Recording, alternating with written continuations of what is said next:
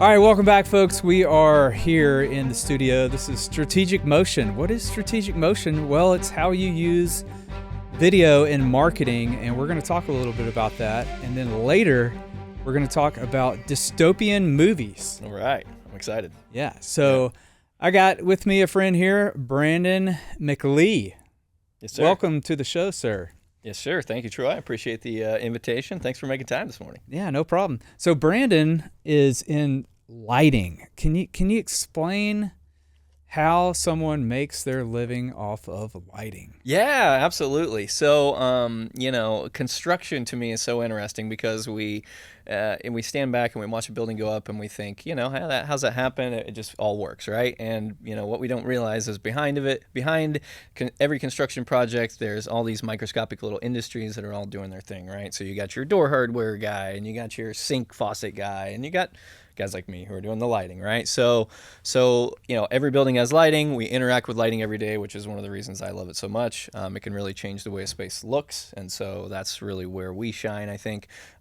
My company exists because there's just enough expertise involved in lighting that lots of times there's a lot of money involved in it. So in a construction project, it becomes a big part of the cost, and so we do a really good job of maintaining a really cool project, maintaining that look that engineer, architect, designer wants, while offering it at a value-oriented price, so to speak. So that's kind of how we attack the market. Yeah. So, I'm just guessing, but when somebody like a GC goes into a construction of a building or something, probably lighting is not high on their list of like a big cost, right? Yeah, I think it's probably not something they think a lot about, but also you'll find that it is oftentimes when they start looking for money to cut out of a project. Hey, we bid the project. It was supposed to be built for, $3.4 million. The prices came back and we're at 4.1. Well, we gotta start looking for money. First place they go often is lighting because lots of times there's extra fluff in there, so to speak. Yeah. I could understand that. Yeah. But so tell me about in the lighting industry, how do you market that? Do you use video? Do you use photos? Are you just door to door? How do you do sales and stuff? Yeah, so great question. I think I'm still developing and learning how to use all the tools at my disposal, really. But I would say, to your point, the best marketing for me thus far has just been those person-to-person relationships. Most of our business comes from electrical contractors, so I've lived in the construction industry in Wichita for a couple decades now, so a lot of those relationships are pre-existing, of course, but relationships with electrical contractors that bring us business, also to your point, GCs, general contractors, the guys that kind of bring the electrician to the game, and then a lot of our business comes from the development community and the architect community, so developers approach us knowing that they're going to they're looking for a specific budget when the project starts, right? So they go into this knowing that they're not trying to build the Taj Mahal, and thus they don't want the price tag to be that. So they approach us from the beginning and say, help us design this in a way that it looks nice, but it's not going to break the bank. So it's kind of how we get involved in the projects in maybe the earliest stages, in that architect or developer stage, and then lots of times the GCs or the ECs electrical contractors, general contractors will bring us into the game after the project's bid. So it went over budget. Now we're back to the drawing board. Let's make this fit. Let's make this work so we can get the shovels out. So you do interior lighting, exterior lighting. Yeah. Yep. Absolutely. All of that. Yeah. Buildings, commercial, residential. Yeah. Not too much residential for Titan.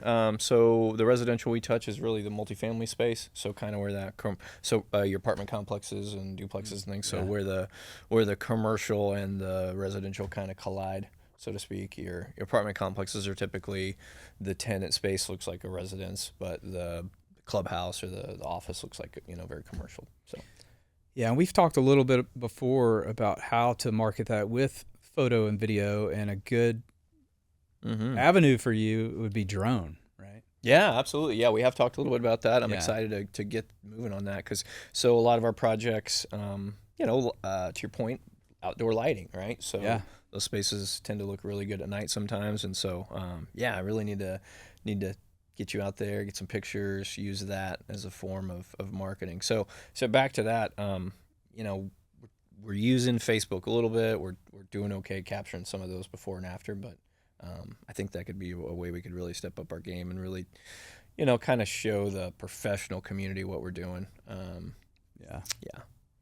Yeah, I think those pictures just from an aerial viewpoint, at dusk or even after the sun's already gone down, and you can really just show off, the lighting that you've produced for this beautiful building that's just been built or renovated or just upgraded the lighting. Yep. In particular, yeah. Yep. So. Yep. Well said. To your point, I mean, upgrades have been a lot of what I've helped the local Wichita community with lately. So part of Titan is we're an Evergy trade ally, so we are able to capture grant money and use it as an incentive to offer business owners to upgrade their light fixtures from old to new. So from old fluorescent or HID technology into LED, energy savings and better lighting and getting the old stuff out. So yeah. Yeah, what business doesn't want to save money, right? Right. On yeah. anything, anywhere they can. Yeah. And especially energy, because that's a huge cost for a lot of businesses. Yeah. Yeah, exactly right. Fixed cost, can never hurt to reduce it. And, energy bills haven't gotten cheaper. No, never. So, only going up. Yeah, right. So if you need to do something about that, you can contact Brandon. Yeah. And get your lighting fixed up. Yeah. I recently just got brought up to me that it actually increases the value of a building if you're a building owner by reducing those fixed expenses. So, yeah. Oh, yeah, because I was actually in a large building before I was in this studio, and I can't remember what you call it, but they have, at the end of the year, they're like, oh, we had these extra costs, so your bill is going up, and that happened. I was there 3 years, and it went up a little bit every year. So if a building can cut costs, that's going to cut costs for everybody that's a tenant there. Right. So, yep. Absolutely. Yeah. Yep. And, make the world a better place too, right? I mean, all those cars we take off the road or whatever were, good for the planet. Yeah. Yeah. Absolutely. Yep. All right. Well, we're going to jump into movie time. All right. I love it. This is not sponsored by Scooters, but we got some Scooters coffee here today. Delicious. Yep, absolutely. Good little place to get you some coffee. Glad I had a minute to stop by and grab us one. Yep. Mm-hmm. So I brought you on because we were talking and you said dystopian movies are some of your favorite movies out there. So give us like your definition of a dystopian movie. What does that entail? Yeah. So, kind of like we were talking about before we turned the cameras on, that the world has failed for whatever reason. Society has fallen, and now we're on the other side of what society was, and I just love the idea that this director has used their imagination to create this whole new world of what the future could be when things have gone wrong, whatever it may be. And so it's one of my favorite genres for sure. Some of my favorites that came out of that, it was just, got a couple of young boys. We were just watching a classic Terminator 2 the other night. Oh, nice. Yeah, absolutely. That's a classic. It really is. Yeah. It's just fantastic from start to finish. So, so in that one, obviously, computer, Skynet takes over, nukes the whole that's like world. AI. That's a little bit. What's going to happen soon to us, right? Absolutely. Yeah. So we got to stop it, right? Yeah. Yeah. Turns out you can't stop it. They end the world or they stop AI in Terminator 2, and it turns out it was going to happen anyway. Yeah. They just need sequels and sequels and sequels. Well, so yeah. But along the same lines, Matrix, kind of the same, right? Computers have taken over, and we're in this world that, it's in this fake world that is controlling us. Mm-hmm. Yeah, and we're just actually our bodies are laid up in these capsules that are feeding us, and they're the bots or the computers are sucking all the energy from all the humans, right? Human batteries. That's great. Yeah, right. So what a concept. Yeah. So I just remember going to the Matrix, and I know we've talked about the Matrix on this show before, but going to the theater as a 21 or 20, I don't know. I think I was even younger than that. I think I was like around 18 when I saw it. And just going to the theater, not knowing what the movie was about, just seeing a little trailer, like, oh, what is this about?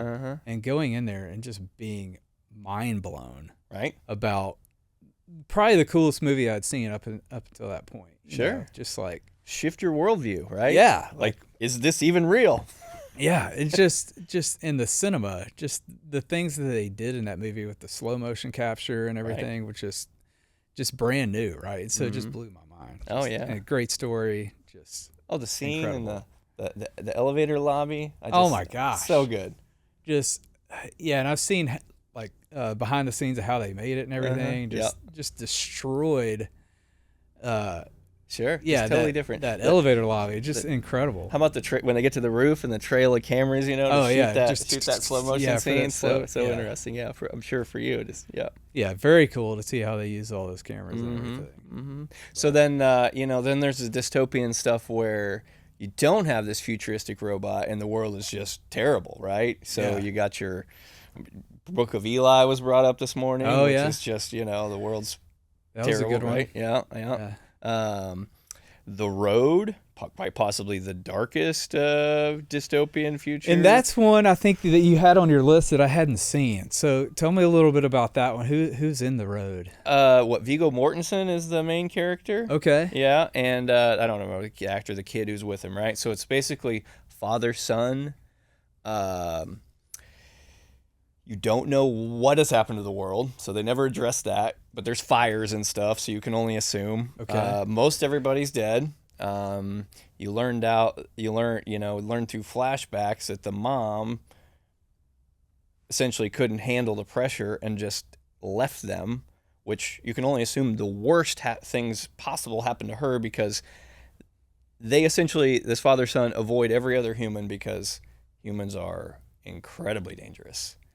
Are they just evil and they're out to it's like scavenge other people, kind of like The Walking Dead, kind of like how that you have these people that come up and just come into power and control everybody else? Yeah, a little bit like that, except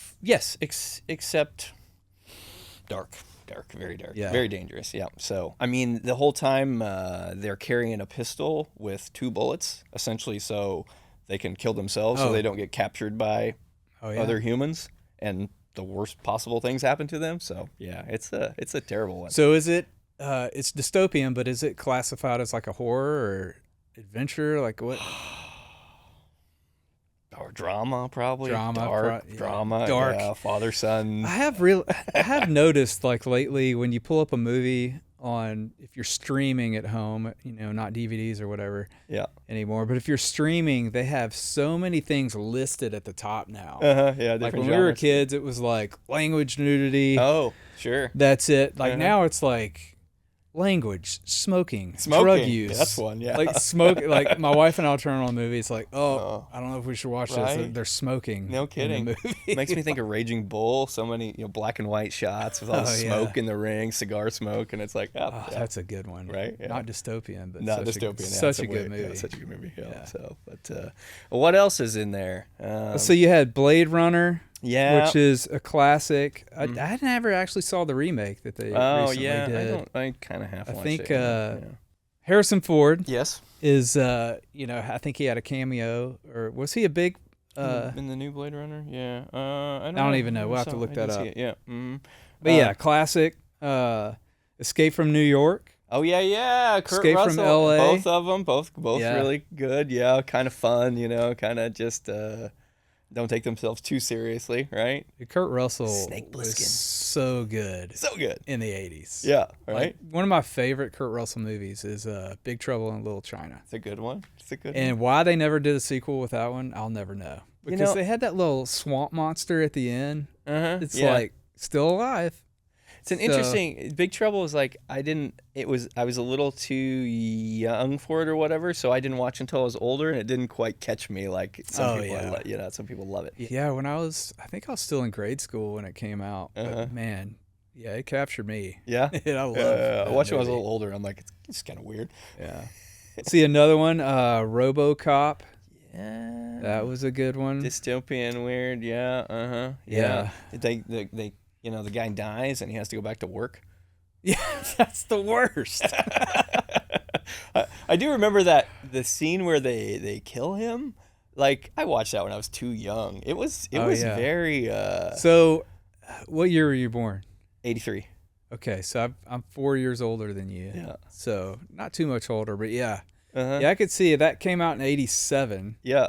So I caught all these movies like when they came out on HBO. Right. Me too. Right. So HBO. Yep. RoboCop probably hit HBO in early '89, right? Because Mhm. it took forever to get movies. Yep. You know, Yeah, it did, because yeah. they had to go through their VHS stage at the rental store, Blockbuster, Right. and Mhm. all that stuff. So Yeah. 89. yeah, I was 90, pretty young watching that. You Yeah, know, 10 yeah. years old watching. Yeah. I just remember flesh like flying off Yeah, of they just- people, Uh-huh. getting mutilated by the robot thing that was Uh-huh. RoboCop was trying to defeat Yeah. or whatever. Yeah. Speaking of, have you ever seen they made a remake of the actual RoboCop movie with like 19 different directors, each one directs a different scene. Oh wow. It's so interesting. There's Yeah. there's one that is absolutely hilarious. I'll have to text it to you when we leave here. Yeah. It's the scene where the two muggers are trying to rape the girl and RoboCop rolls up on them. And anyway, yeah, YouTube it. It's fantastic. I'll have to check that It's out. so good. All right, yeah.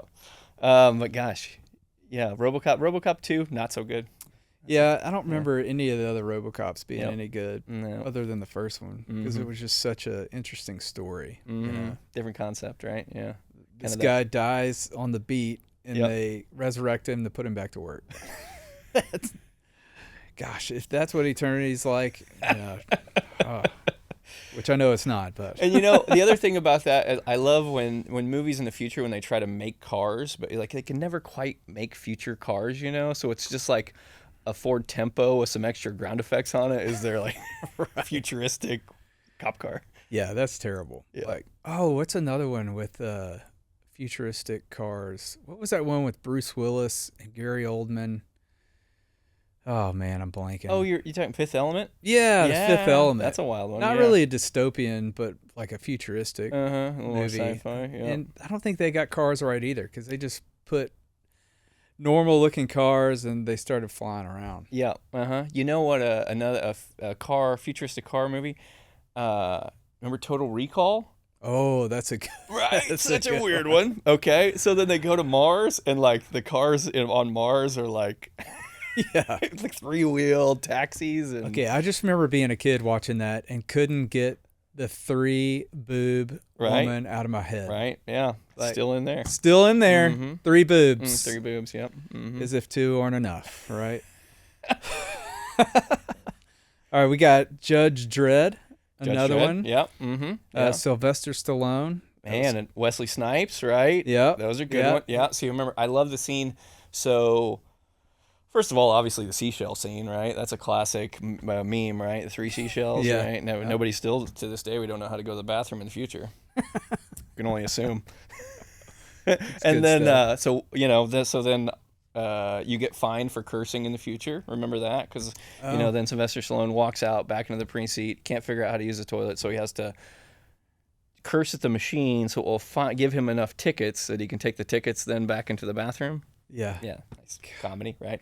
But then, so, you know, that's probably coming, right? With this, like we're talking about. So I wouldn't say cursing is coming, you know, getting fined for that, but like the social, they're already doing it, and we're in China or Korea. Yeah, sure. Where Social like the credit score. social credits, you know, Yeah. how you're doing on the internet basically Yep. is taxed against you, and Mhm.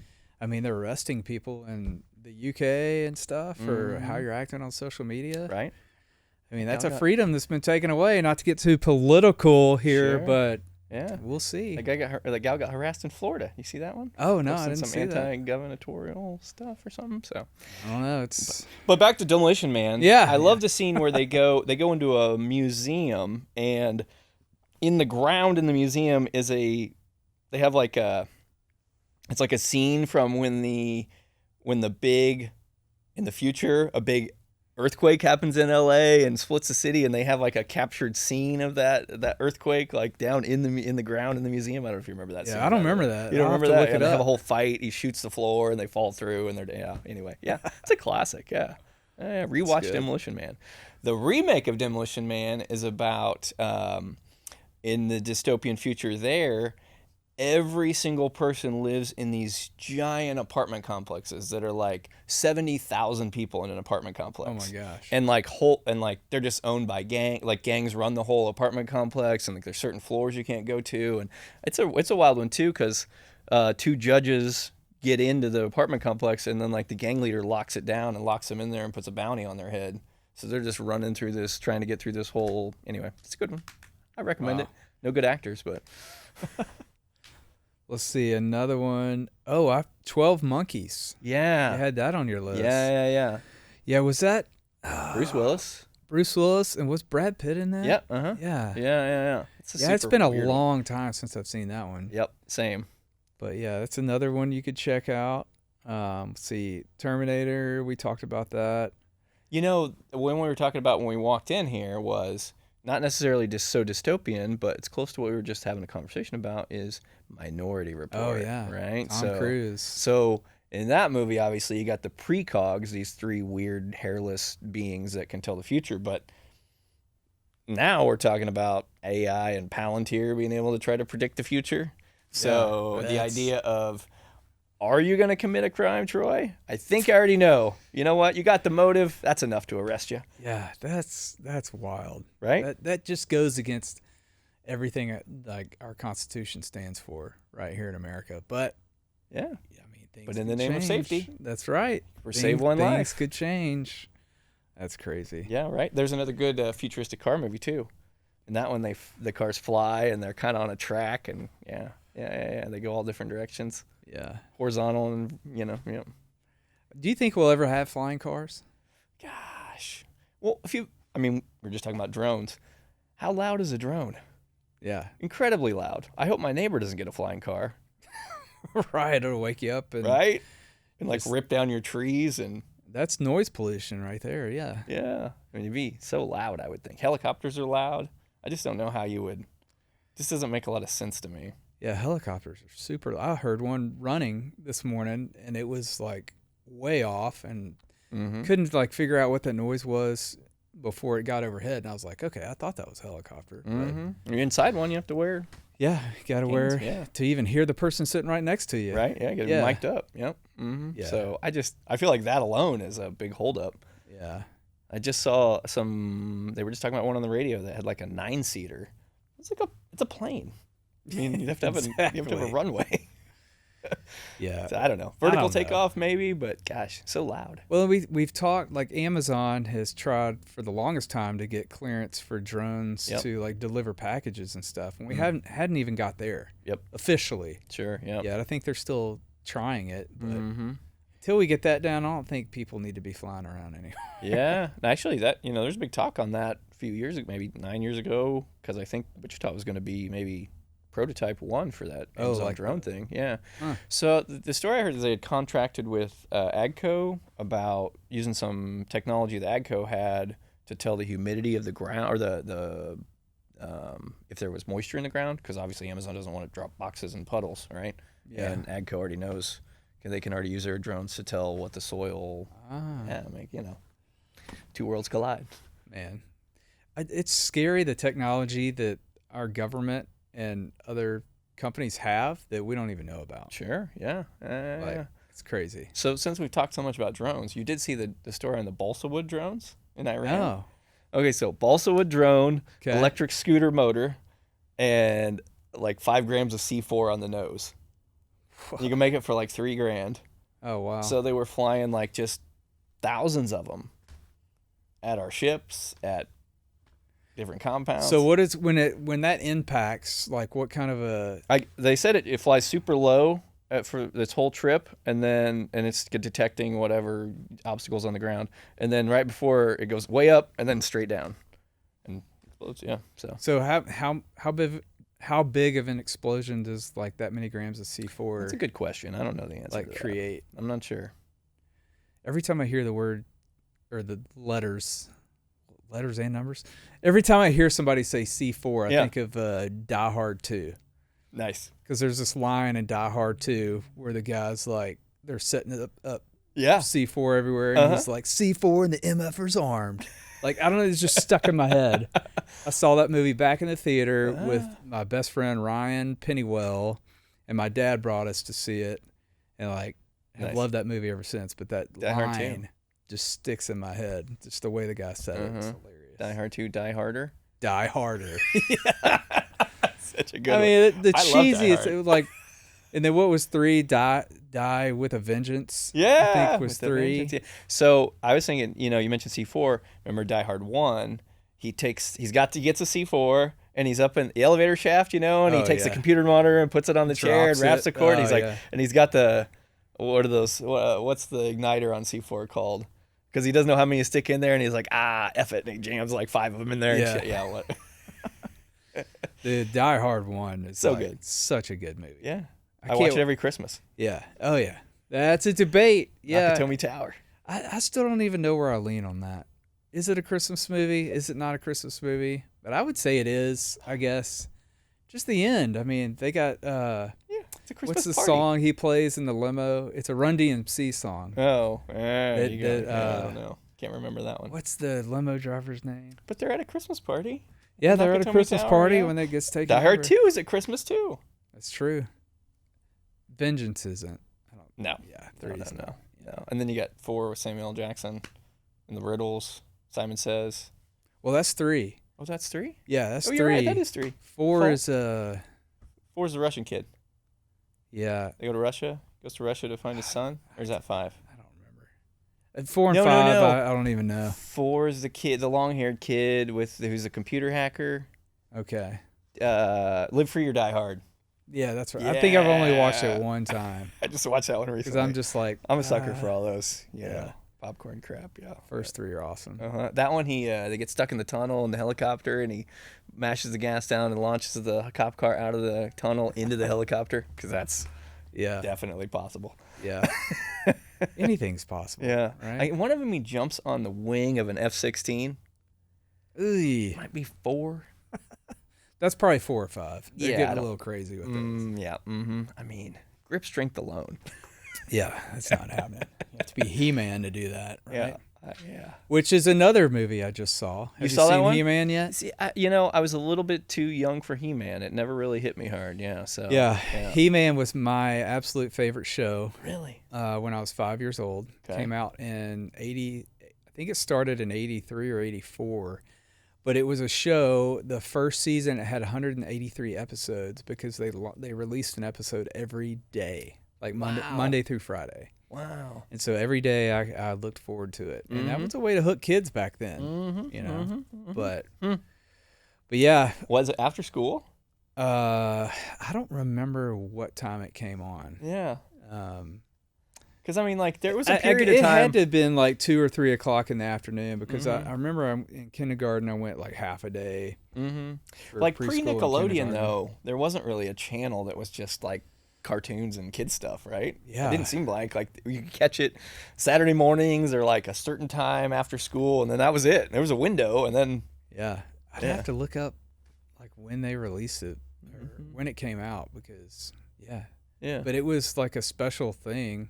Yeah. Well, I was watching a YouTube video on this recently. But I think it was the first 2 seasons they had that many episodes. Interesting. And it just kind of like went away. Yeah. And there was no like final episode or anything. It just kind of ended. Yeah. You know. Yeah. And back So- then, you just never knew. Didn't have news about anything like that, so it just Yeah, disappeared. and we you didn't never have knew the why. internet. It was just Yeah. like, Yeah. well, it's not on That's not- anymore. yeah. Let's watch Mhm. something else. And Mhm. they said in the YouTube video, it's kind of the rise of Transformers came out, and kind of they Oh. were competing against each other after that. The Mhm. toy, like Mattel toy, and the Transformer toys were competing, and they Mhm. tried with She-Ra, and it just kind of Funny. The toys, too, fizzled right? out. That's Yeah. the other thing. Things always had toys to go along with them. Yeah. Like, back to our list here, we were talking about Terminator. Yeah, I remember I had Arnold Schwarzenegger with his face half ripped off, like the action figure of it. like the 12-inch. Yeah, exactly. Yeah, well, something like that. And he had a motorcycle. He had the Harley and everything, and I had the little kid with the dirt bike. And going back and watching that movie, I'm like, it's rated R. Yeah. They made action figures for an R-rated movie. Anyway, it's just interesting. That is interesting, and I'm just like thinking like man, what age should I let my kids watch some of these movies? Right? Sure. You know, or was that action figure designed for an 18-year-old? Or I mean, I'm absolutely confused not. by it. It wasn't. You know. No, I know. Yeah. I feel the same way. I mean, I let my 10-year-old watch it, and I'm like, well, I guess we'll just have to have a conversation about a couple things. Certain things in it. Mm-hmm. Yeah. But anyway, it's funny because the other day, my wife and daughter are out of town, and so me and the boys have been watching some things that we probably wouldn't when they're in the house or whatever. I understand. Yep. The other night, I was like, "Here, y'all just watch this movie, the A-Team."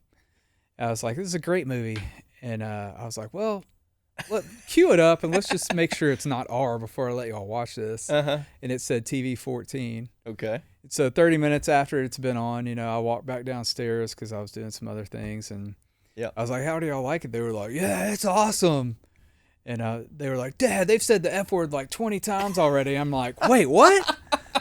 They're like, "Yeah." I'm like, "But it says it's TV 14 or whatever." And they were like, "Well, maybe not 20, but they said it a bunch, Dad." And I was like, "Oh, great.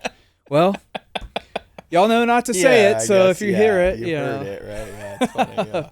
Yeah, I think so. It's just pretty funny. It is funny that they let me know, like, "Dad, they we have a tally bunch." marker. Yeah, they're like, "Oh, there's another one." We normally don't watch things like that. No, I get that. Same thing. I'm like, is a couple of F-bombs and anyway. Yeah. And I mean, they hear it at school, even though they go to private school. It's all in our world, right? So. Yeah. I heard somebody say recently that like they use profanity as an outlet for their kids, so their kids aren't violent. I'm like, I don't know if that's the right call or not. Although I did hear that, like, if you stump your toe or hit your thumb with a hammer or something, and you yell a swear word, there's something in your chemical makeup that makes the pain less. Like that's like scientific proof, which I thought was very interesting. That is interesting, yeah. So, yeah. So maybe there's something to it. Maybe there's something to it. Just let my 6-year-old. Yeah, just let him go. Yeah, let it out, kid. All right. Well, I guess that about wraps things up. We got pretty much through our list there. Real quick though, did we miss any dystopian movies that you? I don't think so. I think like we hit everything on the list. I think the only thing I was going to add was that I kind of mentioned was the show, The Walking Dead. Oh yeah. Very dystopian, very disturbing. I would say like the first season was fantastic. Second season got a little more disturbing. In the third season, I had to literally quit watching it. Really? Because I think his name was Negan, was the bad guy. Came on and just got really grotesque and brutal with the way he killed people. Wow. So it was just sure. And they showed a lot of it. So it's just like, ugh. Yeah. Gosh, it was just mentally disturbing. Interesting, yeah. That's one that never captured me. Walking Dead, of course, was huge for a while. Yeah. So the first season was just captured me. It was really good storytelling, great plot twist at the end. And I watched it with a group of friends. We got together every night it released, because it released once a week on AMC when it first came out. Yeah. And we watched it live every week. And cool. I think they went through 4 seasons, and it just got to be like spinoff after spinoff, and it's like, I'm not that dedicated to all this. So But you mentioned shows. I know on the bottom of the list, I was thinking about one of the books that got turned into a show called The Handmaid's Tale. Yeah, I've heard a lot about it. Never saw it, so interesting concept. Is it good? Yeah. Oh, the show's very good. Well, kind of like Walking Dead. I'd recommend the first couple seasons, right? But the idea is that women can't have babies anymore, right? Oh, okay. Yeah. And so there's only a few left that can. Yeah. And so then the world essentially captures them and makes them slaves to humanity to have babies for the rest of us. Oh, and you that's can imagine how things spiral downward. Oh, gosh, yeah. Yeah. Well, that brings to mind another movie I think was on our list. Was that Children of Men? Ah, very much. Where like nobody concept. could procreate anymore, and then all of a sudden one woman gets pregnant, and it's like, oh, they have to like protect her and keep her hidden so nobody finds out, so it doesn't spiral into right, like The Handmaid's Tale. Yeah, that movie starts out with like the youngest kid in the world is like 6 years old and he gets killed and like breakdown. Yeah, that's crazy. Man, that is crazy. And you know, with microplastics and lowering testosterone rates and all those things, are probably headed there, right? We could be. Trained. Yeah.